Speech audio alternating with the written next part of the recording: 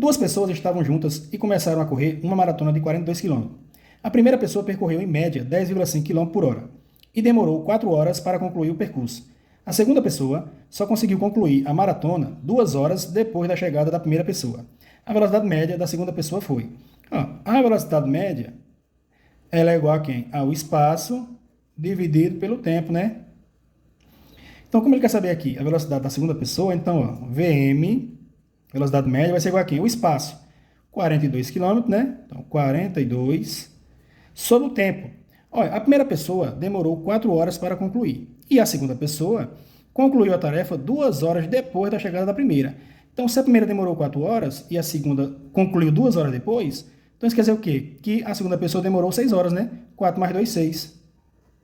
Então, a velocidade média vai ser igual a quem? A 7 km por hora. Então, a alternativa é a letra B.